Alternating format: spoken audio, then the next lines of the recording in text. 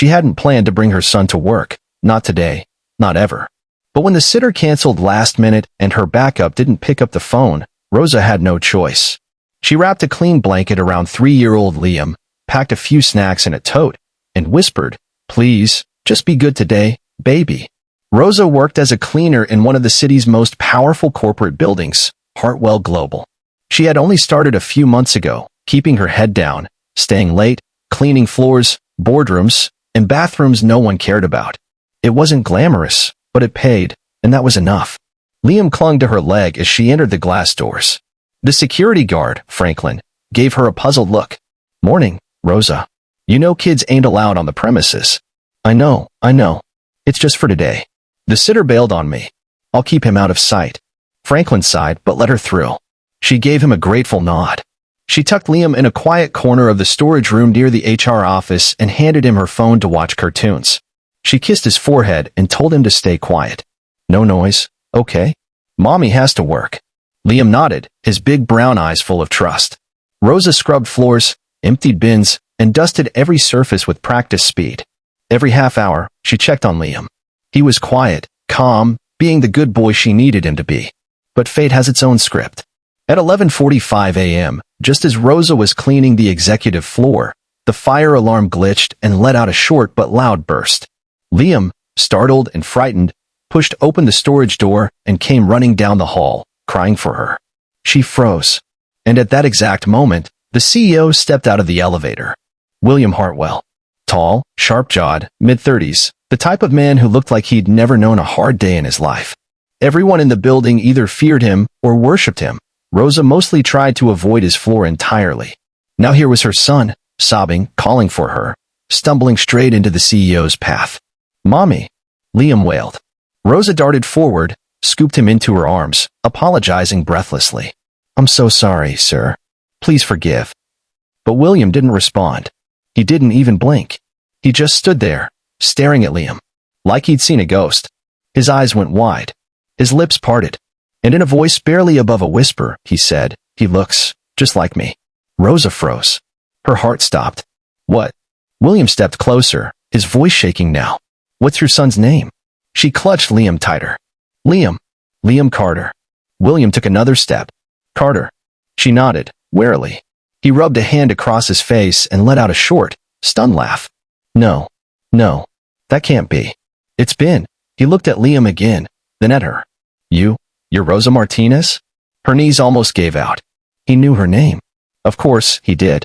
For years ago, before Rosa ever scrubbed office floors, before Liam, before survival became her only priority, there had been one night. A fundraiser at a downtown hotel. She had been catering part-time, wearing a stiff black dress shirt and apron.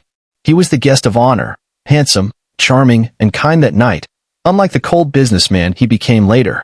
They had spoken, laughed, danced. They had shared a kiss. And then something more. She hadn't seen him since. No calls. No texts. She'd left him a message, but nothing came of it. When she found out she was pregnant, she never tried again.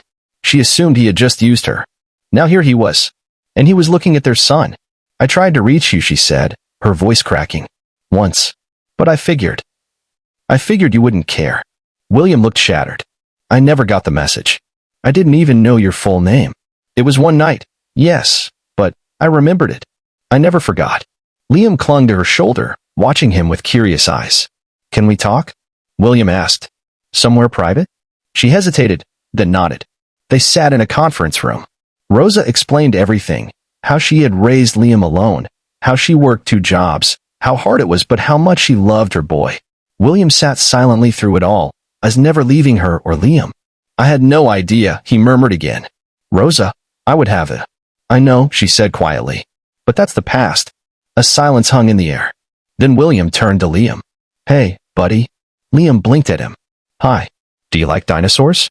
Liam nodded. William smiled. "Me too. I've got a whole bunch in my office.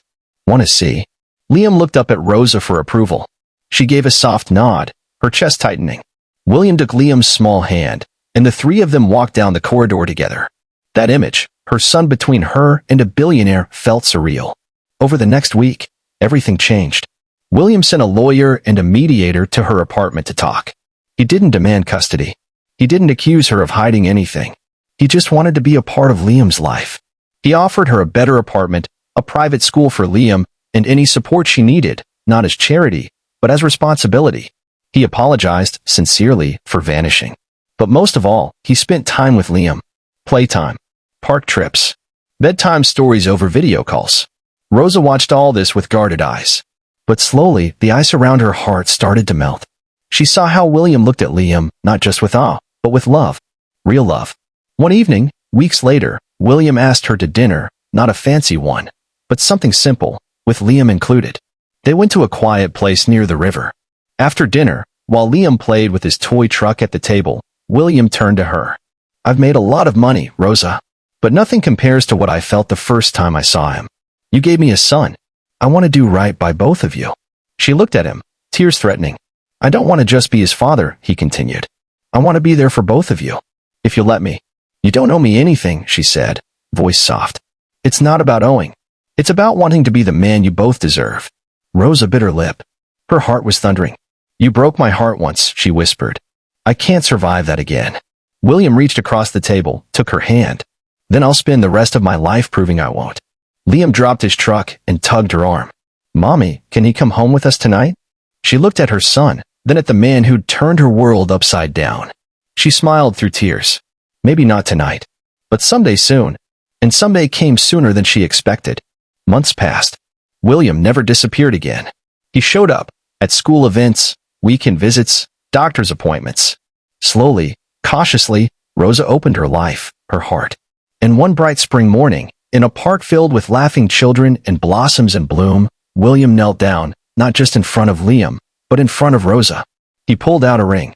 "This time," he said, "let's do forever." Liam squealed and hugged them both. And Rosa, with tears streaming down her cheeks, said yes.